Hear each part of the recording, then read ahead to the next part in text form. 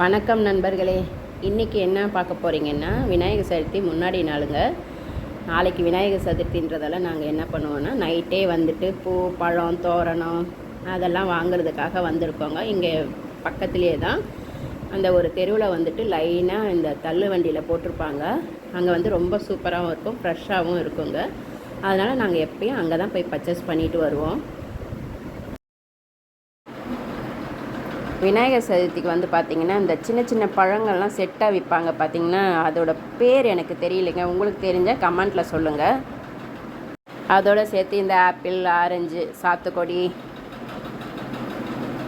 மக்காச்சோளம், கரும்பு எல்லாமே இது மாதிரி செட்டாக வாங்கிட்டோங்க. நம்ம பூஜைக்கு தேவையான பொருளை எல்லாமே வாங்கிட்டு வந்தாச்சுங்க. அதுக்கப்புறமா பார்த்திங்கன்னா காலையில் வந்து நம்ம பிள்ளையாரை வாங்கிக்கலான்ட்டோம்.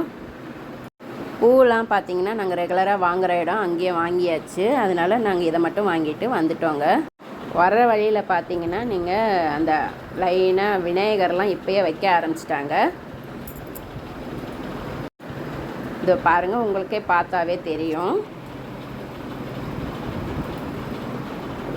சின்னதுலேருந்து பெரிய சைஸ் வரைக்கும் விநாயகர் வச்சுருந்தாங்க. இந்த வாட்டி விநாயகர் சதுர்த்திக்கு வந்து நான் சும்மா ஒரு சின்ன டெக்கரேஷன் மாதிரி தான் பண்ணியிருக்கேன். எப்போவுமே நாங்கள் இந்த மாதிரி பண்ணது கிடையாது. இது மா இலை இந்த மாதிரி ஒரு நூல் கண்டில் நாங்கள் போட்டுக்கிட்டோம்.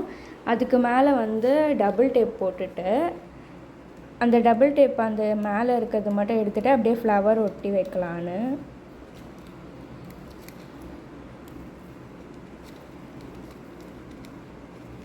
அவ்வளோதான். இதே மாதிரி எல்லாமே பண்ணிக்கலாம்.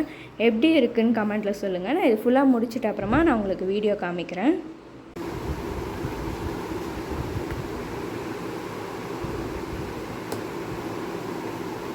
எள்ளு பூரணம் தான் பண்ணிகிட்ருக்கேன். இது எள்ளு கொலக்கட்டை, இது தேங்காய் பூரணம் பண்ணது. காரம் இனிமேல் தான் பண்ணணும்.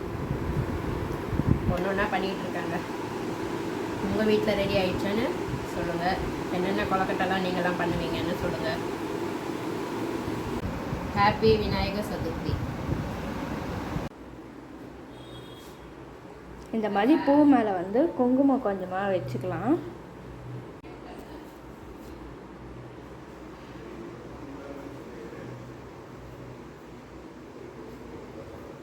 இது எப்படி இருக்குன்னு கமெண்ட்டில் சொல்லுங்கள்.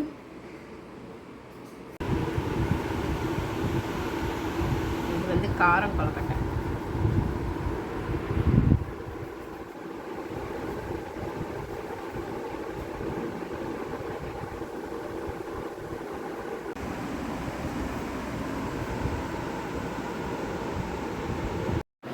இப்போ நம்ம பிள்ளையாருக்கு அபிஷேகம் பண்ணிக்கலாங்க. இது நம்ம எத்தனை அபிஷேகம்னு சொன்னிங்கன்னா 5 பண்ணலாம், 7, 9, 7ன்றது அந்த மாதிரி என்னன்னு பார்த்தீங்கன்னா விபூதி, சந்தனம், பால், தயிர் அந்த மாதிரி எத்தனை வேணாலும் நம்ம ஒத்த படையில் வரணுங்க. அந்த மாதிரி நம்ம அபிஷேகம் பண்ணிக்கலாங்க. இது அவங்களுடைய விருப்பம்தான். இப்போ நாங்களும் அதே மாதிரி அபிஷேகம்லாம் பண்ணிவிட்டு ஆரத்தி காட்டிட்டு பிள்ளையாருக்கு டெக்கரேஷன் பண்ணுவாங்க.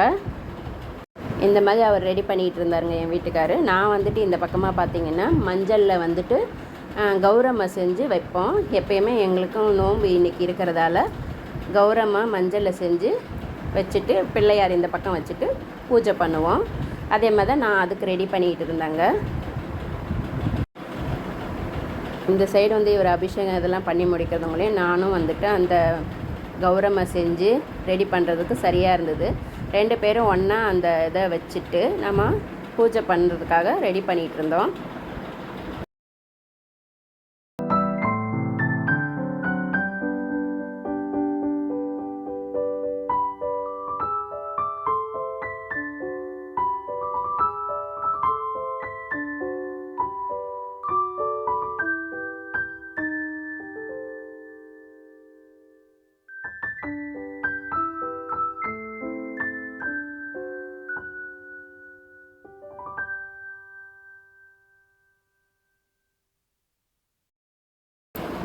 இங்கே பார்த்தீங்கன்னா எல்லாமே ரெடி பண்ணியாச்சுங்க. நோன்பு கயிறு எங்களுக்கு இன்றைக்கி நோன்பும் இருக்குது. அதனால தான் நம்ம கௌரம்மா செஞ்சு வைக்கிறோம். நோன்பு கயிறு எடுத்துகிட்டு கொலக்கட்டை செஞ்சது எல்லாமே எடுத்துன்னு பூஜையாண்ட வச்சு நம்ம பூஜை பண்ண ஸ்டார்ட் பண்ணிட்டோம்.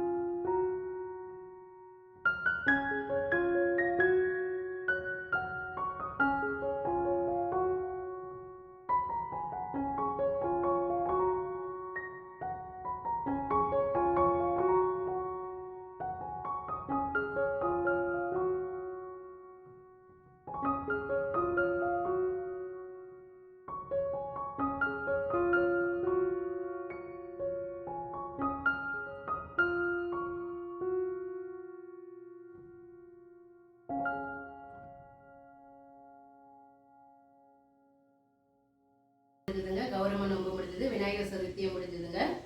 அனைவருக்கும் ஹாப்பி விநாயகர் சதுர்த்தி.